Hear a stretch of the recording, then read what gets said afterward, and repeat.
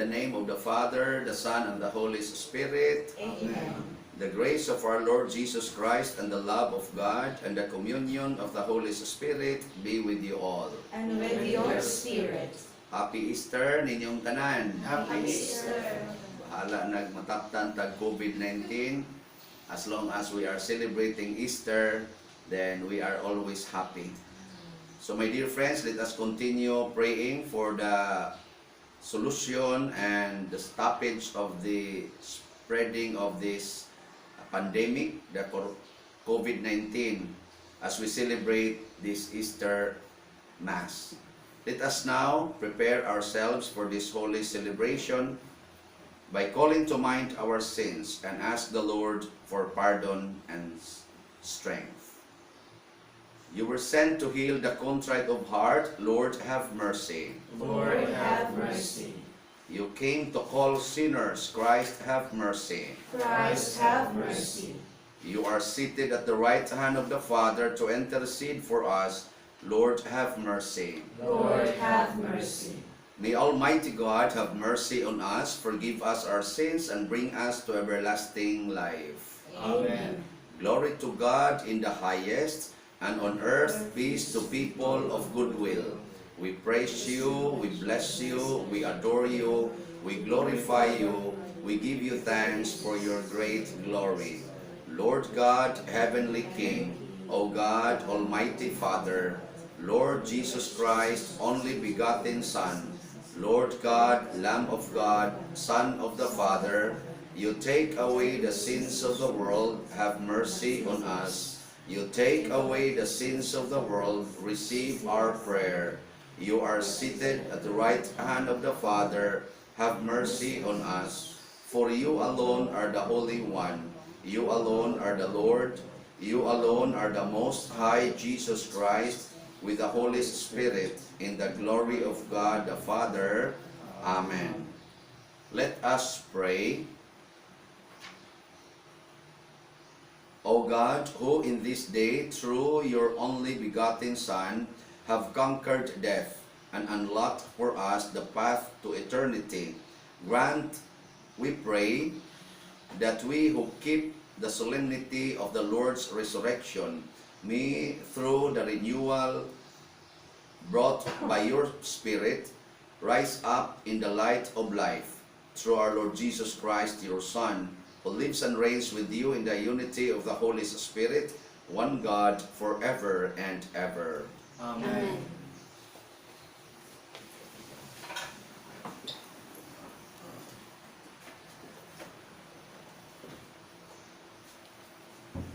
A reading from the Acts of the Apostles. Peter proceeded to speak and said, "You know what has happened all over Judea, beginning in Galilee after the baptism that John preached, how God anointed Jesus of Nazareth with the Holy Spirit and power, who went about doing good and healing all those oppressed by the devil, for God was with him. We are witnesses of all that he did, both in the country of the Jews and in Jerusalem. They put him to death by hanging him on a tree. This man raised on the third day and granted that he be visible, not to all the people, but to us, the witnesses chosen by God in advance, who ate and drank with him after he rose from the dead. He commissioned us to preach to the people and testify that he is the one appointed by God as judge of the living and the dead. To him all the prophets bear witness that everyone who believes in him will receive forgiveness of sins through his name." The word of the Lord. Thanks be to God.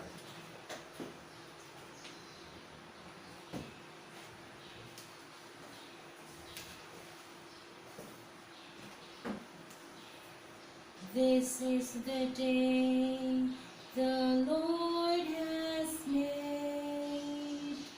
Let us rejoice and be glad. This is the day the Lord has made. Let us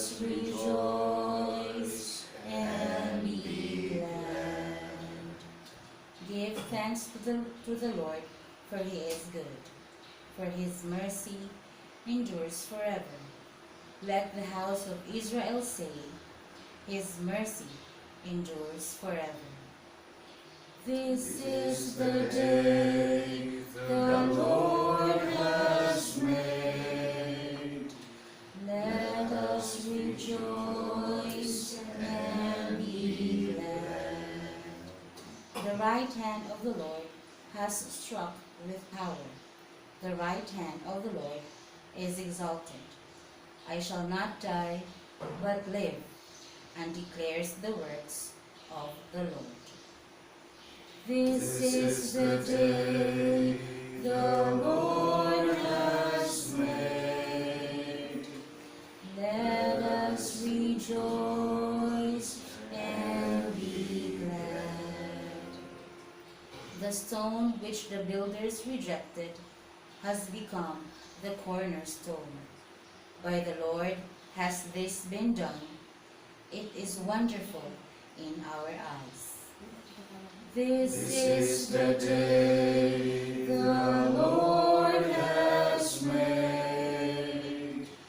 Let us rejoice and be glad.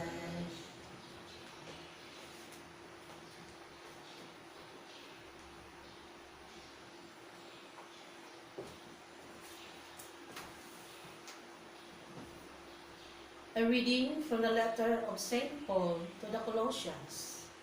Brothers and sisters, if then you are raised with Christ, seek what is above, where Christ is seated at the right hand of God. Think of what is above, not of what is on earth. For you have died, and your life is hidden with Christ in God. When Christ your life appears, then you too will appear with him in glory. The word of the Lord. Thanks be to God.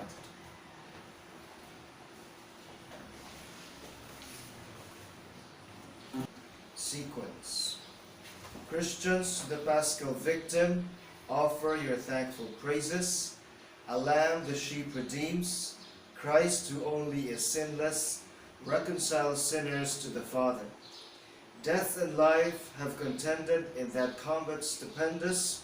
The Prince of Life, who died, reigns immortal. Speak, Mary, declaring what you saw wayfaring. The tomb of Christ, who is living, the glory of Jesus' resurrection. Bright angels attesting, the shroud and napkin resting. Yes, Christ my hope is arisen. To Galilee he goes before you. Christ indeed from death is risen, our new life obtaining. Have mercy, Victor King, ever reigning. Amen. Alleluia. Alleluia. Alleluia.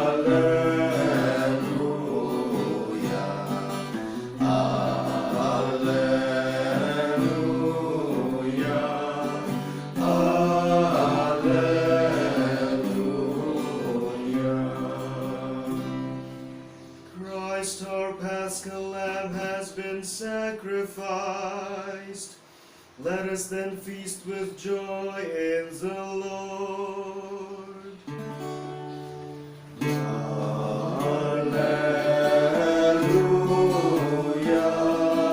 Alleluia.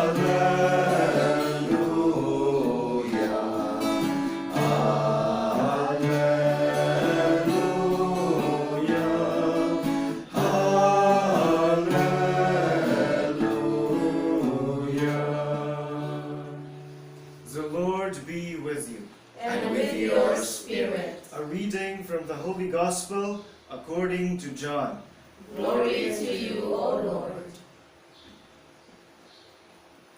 On the first day of the week, Mary of Magdala came to the tomb early in the morning while it was still dark and saw the stone removed from the tomb.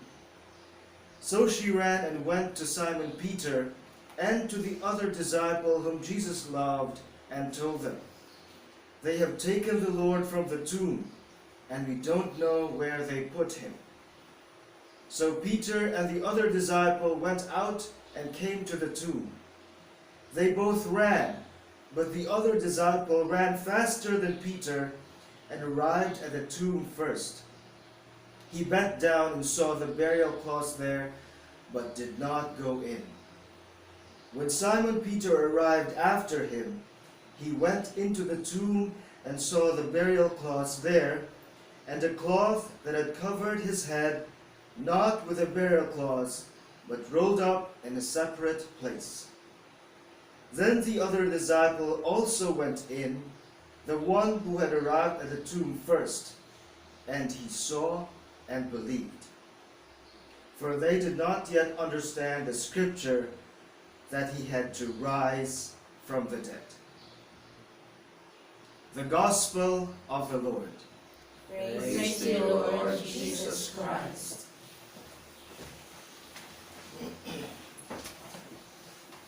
So, my dear friends, happy Easter once again. Do we have the right reason to be happy at this very time wherein the world is bombarded with this pandemic, COVID-19, with all the increasing death toll all over the world? Do we have the reason to be happy that we are staying in our house, cannot go out because of the enhanced community quarantine? Can we still say that we are happy or happy Easter? Considering the fact that marami sa ating mga kapatid ngayon wala nang kinakain, ang daming wala nang mga supply, kasi 5 kilos, 3 kilos of rice ang binibigay, good for 2 weeks. Do we have the reason to be happy? So siguro, ano na lang natin, baguhin na lang natin ating greeting, sasabihin na lang natin na sad Easter. Hindi. We have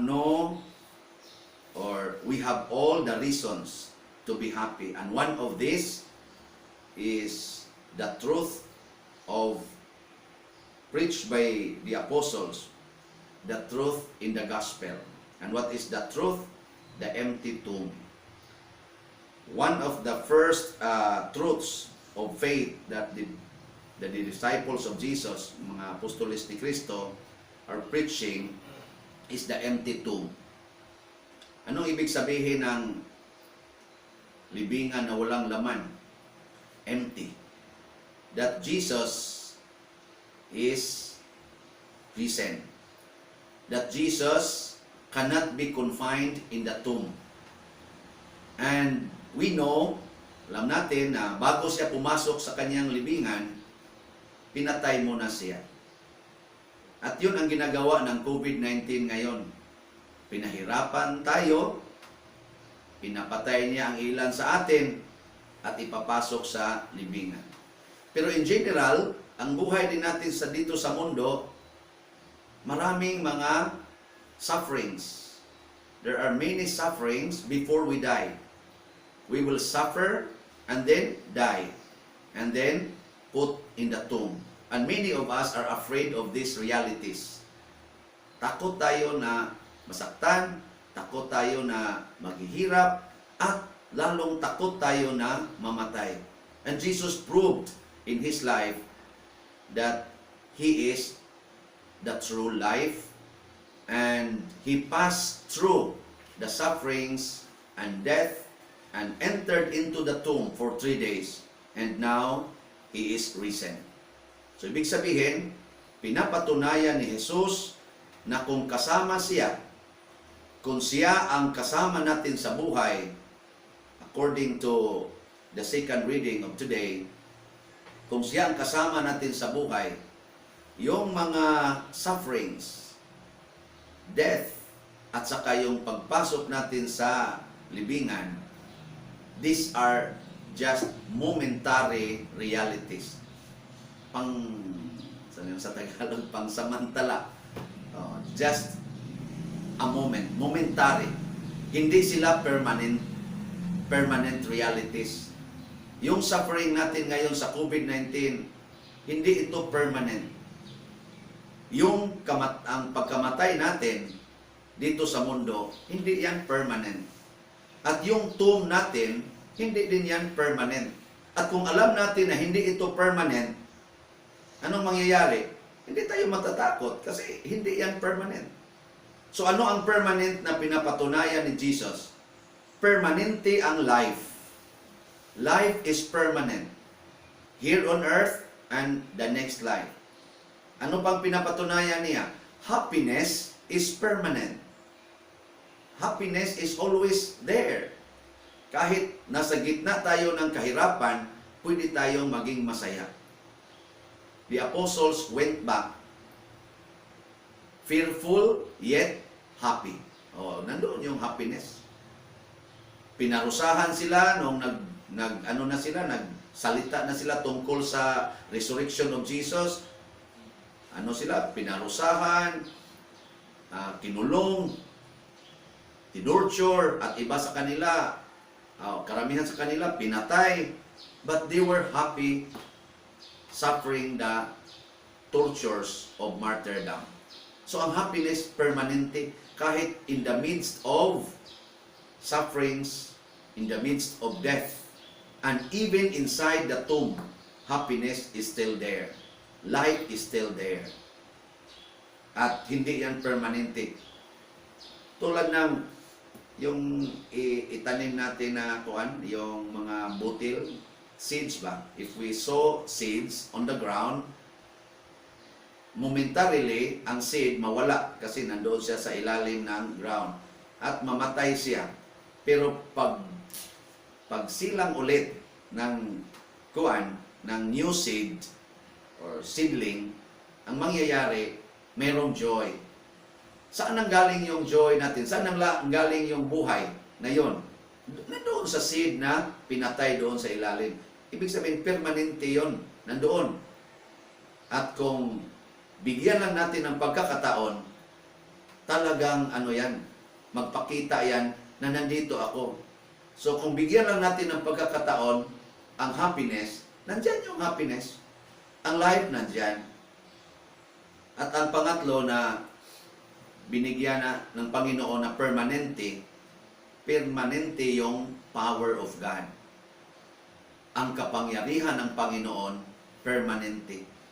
If we are in the midst of suffering, do not think that God is absent. Do not think that the power of God is absent. That is stubbornness on our part. So ito lang muna ang tatlo na patunayan doon sa empty tomb ni Jesus. If Jesus is there, permanente yung buhay, permanente yung kaligayahan, at permanente yung kapangyarihan ng Diyos. At kung nandito sa atin itong tatlo, ano pa bang hahanapin natin? So kung ikaw ay isang magulang, nag-suffer ka sa mga anak mo ngayon kasi nakikita mo na sila palagi at nakita mo na yung kanilang mga kahinaan na mga tamad pala sila, hindi tumutulong, malakas pa kumain, kahit sardinas o ubusin. And then wala ka ng supply, nag-suffer ka na. And then sabihan mo ang Panginoon, Lord, hindi ito permanent. Sasabihan ka ng Panginoon, okay, relax lang. Pag wala na kayong kakainin, mamamatay din yan. Pero hindi din yan permanent. Mag-resurrection yan. So, ibig sabihin, ang sasabihin ng Panginoon sa atin, if you are now suffering, please come to me. Tell me your sufferings and believe that I am with you. And I will teach you how to get out from this suffering. Ang nakakalungkot lang sa atin, pag meron na tayong sufferings, ang ating sinabihan ng ating sufferings ay ang ating sarili, mag-self-pity tayo, or ang ating kapwa na wala namang pananampalataya. Tulad ng isang asawa, wife, na mayroong suffering sa kanyang husband kasi mayroong kabit ang kanyang husband. Sinong sasabihan niya? Ang kanyang sarili. Hindi, magalit na siya. Pagkatapos, sabihan niya yung kanyang friend or kanyang family, And then, ang family din yan, magsabi, ay, walang hiya talaga yung taong yan. Matagal ko na yung nakita na wala yung hiya. Hiwalayan mo na yan. Wala na. Sira yung kanilang pagsasama. So, dapat, doon siya magsabi sa Panginoon, Lord, mayroong kabit ang aking husband. Sabihan mo, Panginoon. Then, ang sabihan ka ng Panginoon, o ano ngayon? Ano ang naramdaman mo? Masakit, Lord. Then, ang sabi ng Panginoon, anong gusto mo? Ay, ikaw, Lord, ikaw magsabi sa akin, anong gagawin ko? Sasabihan ka ng Panginoon, patawarin mo yan at magkaroon ka ng kaligayahan. Pag maniwala ka, patawarin mo yung husband mo, ano mangyari? Pag uwi niya, medyo masakit, pero nakita mo na ang kaligayahan. Magsasabi ka na, natutupad na dito ang aking pangako doon sa aming kasal. For better or for worse. So ito na ang worse, umuwi na. Di ba? Magsabi ka na ng Panginoon, Lord, thank you for giving me strength na kahit sa worst moment, natanggap ko pa rin itong asawa ko. Kasi ito yung pangako ko. Di ba? Napakasarap damdamin na natupad natin, nagampanan natin ang ating pangako sa buhay. Ang dami nating pinapangako sa buhay. Tulad ko, isang pare. Sabi ko, Lord, hindi na ako magkakasala kasi pare na ako. Ngayon, nagkasala pa rin. Hindi, sabihan ako ng Panginoon, just get up, go to confession, and then continue your priesthood. Ngayon, mag-16 years na ako sa pagkapare. Ang dami ko ng kasalanan nagawa bilang pare. Ngayon, pare pa rin ako. Nakaselebrate pa ng Easter. Baka bukas, patay na ito sa COVID. At least, nakaselebrate ako ngayon ng Easter. Easter Mass. Ang laking kasiyahan ito sa buhay ko na I can still manage to continue my priesthood despite my many failures in life because there is Christ in me. And there is Christ who forgive me and give me new strength and new conviction to continue. Sasabihin ko yung mga kasalanan ko, malampasan ko ito. Matigil ko ito. Matitigil ko ito because Christ's power is in me. At kahit nagkasala ako, nakakahiya sa aking pagiging pare, alam ko maging masaya pa rin ako nito kung aking tatanggapin at magpakumbaba ako and I will hold on to Jesus. Ang dami diyan na mga great preachers na dating mga drug addicts, dating mga nakulong, dating mga rapists at mga murderers. Tinanggap nila ang kanilang pagiging murderer. Yung nasa prison ministry pa ako, merong nakulong for multiple murder and rape.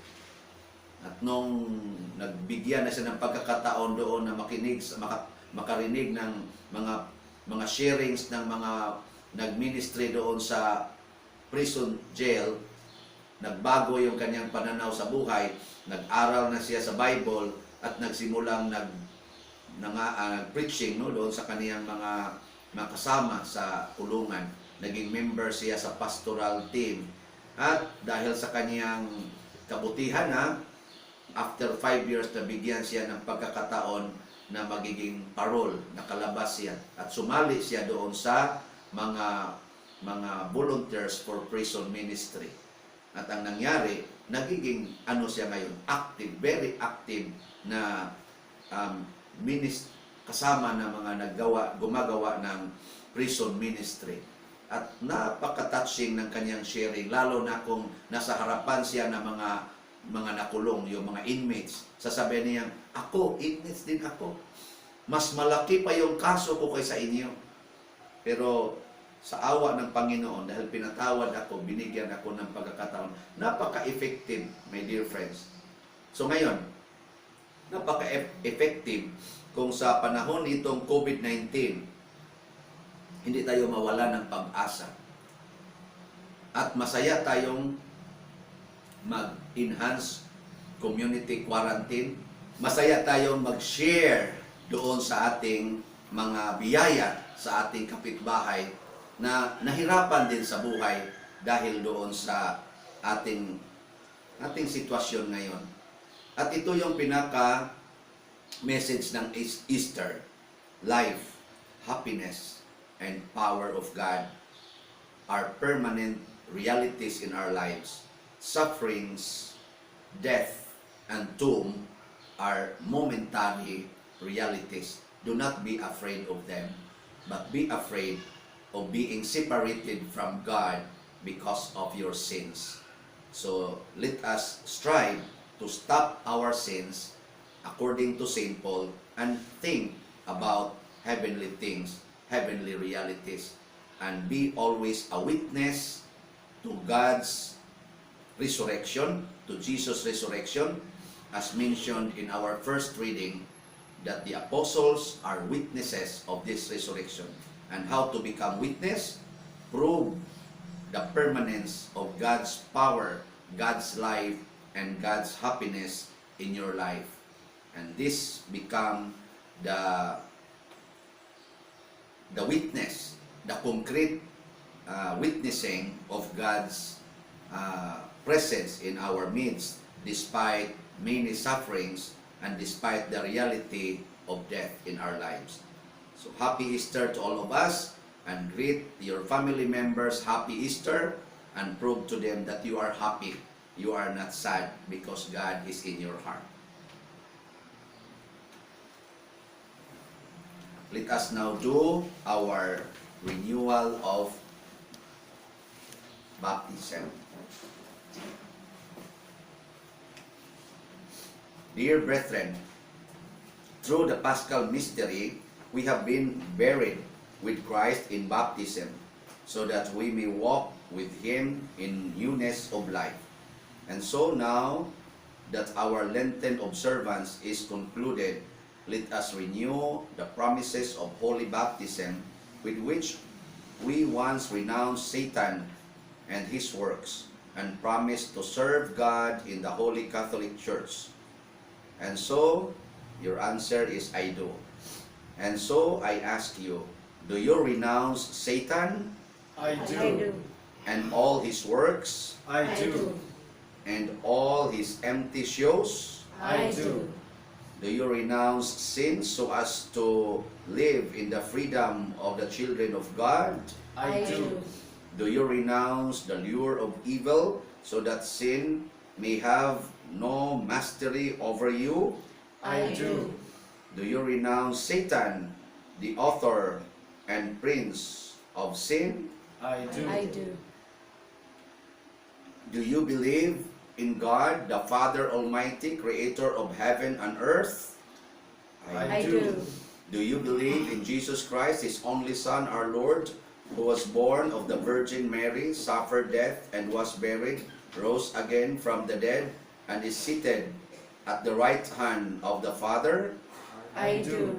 Do you believe in the Holy Spirit, the Holy Catholic Church, the communion of saints, the forgiveness of sins, the resurrection of the body, and life everlasting? I do. And may Almighty God, the Father of our Lord Jesus Christ, who has given us new birth by water and the Holy Spirit, and bestowed on us forgiveness of our sins, keep us by His grace in Christ Jesus our Lord for eternal life. Amen. My dear friends, we have heard the testimony of the apostles that Jesus has risen from death to life. Let us pray that His resurrection may bring new life to the world. Let our response be, Lord, hear our prayer. Lord, hear our prayer. For the Pope, for the bishops, and for all who have roles of leadership in the Church, that they may be confirmed their faith and may proclaim the risen Christ with power and authority, we pray to the Lord. Lord, hear our prayer. For the President, the Congress, the Judiciary, and the leaders of all nations, that by pursuing justice, they may bring new life to the world, we pray to the Lord. Lord, hear our prayer. For those whose faith is weak, for those who have grown tired of believing, for those whose faith is immature, who are afraid to look at the world as it is truly, lest they be unable to go on believing, that they may again find their faith in Jesus, who triumphs over death. We pray to the Lord. Lord, hear our prayer. For the miserable of this world, for the lonely, for those who have lost their loved ones, those who are swamped by death, or by duties in life, or by frightful problems that are too great for them, that the Lord who conquers death may give them strength. We pray to the Lord. Lord, hear our prayer. For those who go before us in death, that in Jesus they may find peace and refreshment, and may share his resurrection, we pray to the Lord. Lord, hear our prayer. Jesus, our Lord and our brother, you gave faith to your friends who did not understand the scripture that you must rise from the dead. Give such faith to your church and to your world, that they may be renewed in hope through Christ our Lord. Amen. Isa-isa. Pag sinyasay mo, sinyasay mo. Pag sinyasay.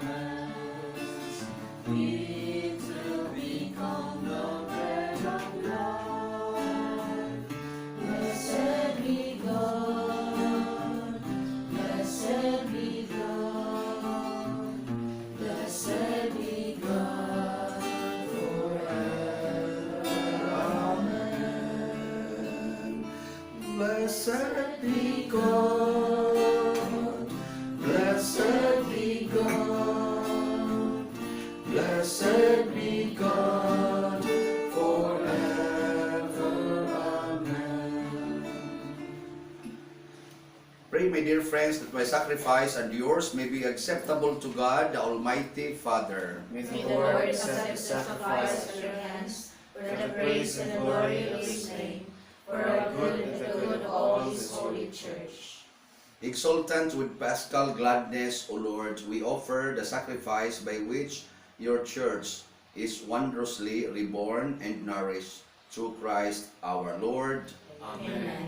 The Lord be with you. And with your spirit, Lift up your hearts. we lift him up to the Lord. Let us give thanks to the Lord our God. It is right and just. It is truly right and just, our duty and our salvation, at all times to acclaim you, O Lord, but on this day, above all, to laud you yet more gloriously, when Christ our Passover has been sacrificed.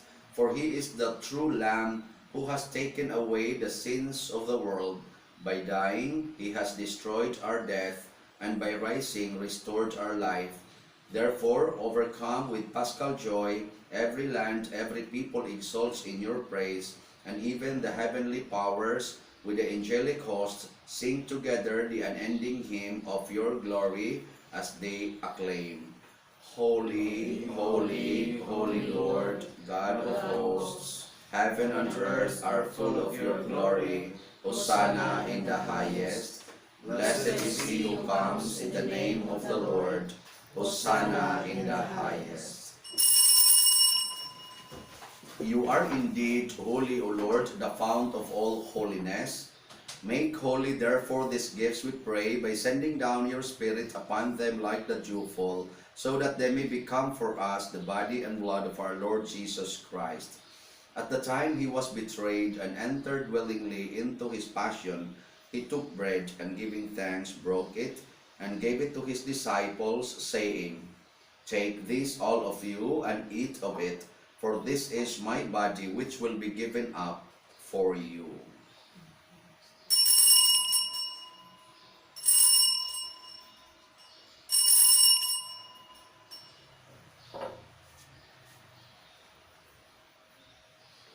In a similar way, when supper was ended, he took the chalice and once more giving thanks, he gave it to his disciples, saying, "Take this, all of you, and drink from it. For this is the chalice of my blood, the blood of the new and eternal covenant, which will be poured out for you and for many for the forgiveness of sins. Do this in memory of me."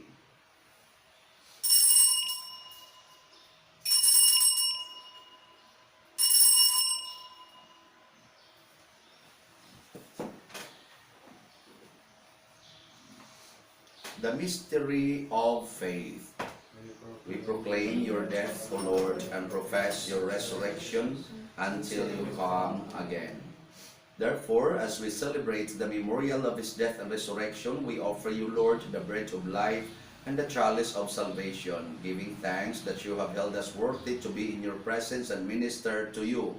Humbly we pray that partaking of the body and blood of Christ, we may be gathered into one by the Holy Spirit. Remember, Lord, your church spread throughout the world and bring her to the fullness of charity, together with Francis, our Pope, and Jose, our Archbishop, and all the clergy, the religious, and the entire people actively serving in the church. Remember also our brothers and sisters who have fallen asleep in the hope of the resurrection, and all who have died in your mercy. Welcome them into the light of your face. Have mercy on us all, we pray, that with the Blessed Virgin Mary, Mother of God, with Saint Joseph, her chaste husband, with the blessed apostles, with Saints Pedro Calungsod, Lorenzo Ruiz, Di Manila, San Vicente Ferrer, and all the saints who have pleased you throughout the ages, we may merit to be co-heirs to eternal life, and may praise and glorify you through your Son, Jesus Christ. Through him, and with him, and in him, O God, Almighty Father, in the unity of the Holy Spirit, all glory and honor is yours forever and ever. Amen. With faith and confidence, let us now call our Heavenly Father using the words Jesus Christ taught us.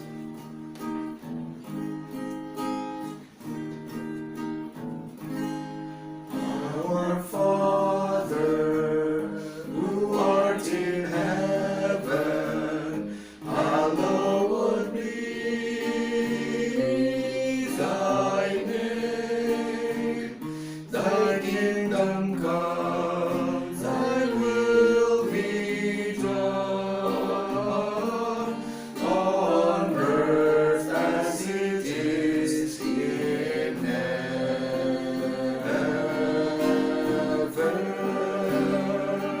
Give us this day our daily bread, and forgive us our trespasses, as we forgive those who trespass against us.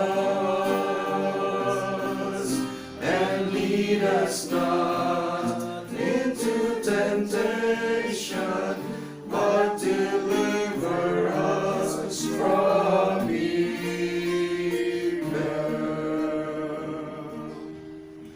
Deliver us, Lord, we pray, from every evil. Graciously grant peace in our days, that by the help of your mercy we may be always free from sin and safe from all distress, as we await the blessed hope and the coming of our Savior, Jesus Christ.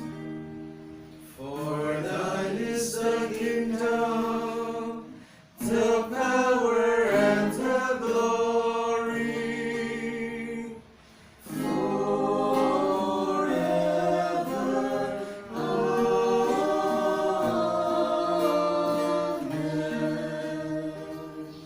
Lord Jesus Christ, who said to your apostles, "Peace I leave you, my peace I give you," look not on our sins, but on the faith of your church, and graciously grant her peace and unity in accordance with your will, who live and reign forever and ever. Amen. The peace of the Lord be with you always. And with your spirit. Let us offer each other a sign of peace. Lamb of God, you take away the sins of the world, have mercy on us. Lamb of God, you take away the sins of the world, have mercy on us.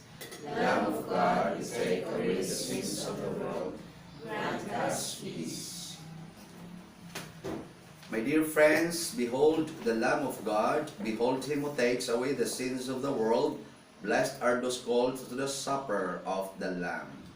Lord, I am not worthy that you should enter under my roof, but only say the word, and my soul shall be healed. Espirituhanong pagkalawat. O Jesus, nagatuwa ko, na matuod ka nga naa sa labing balaang sakramento. Gihigugma ko ikaw labaw sa tanang butang, o nagtinguha ako sa pagdawat kanimo sa akong kalag. Sanglit dili man ti ka madawat karon sa paaging sakramental, umari ka sa akong kasing-kasing sa espirituhanong nga paagi. Gihangop ko ikaw o gihiusa akong kinatibuk ang kaugalingon diha kanimo. Ayaw itugot nga mahimulag ako kanimo. Amen.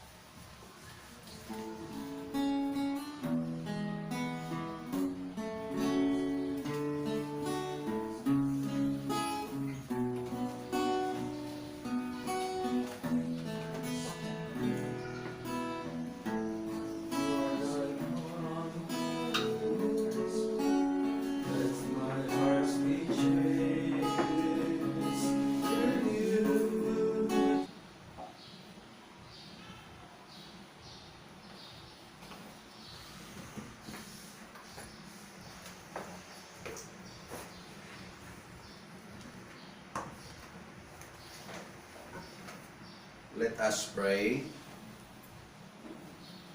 Look upon your church, O God, with unfailing love and favor, so that renewed by the Paschal mysteries, she may come to the glory of the resurrection.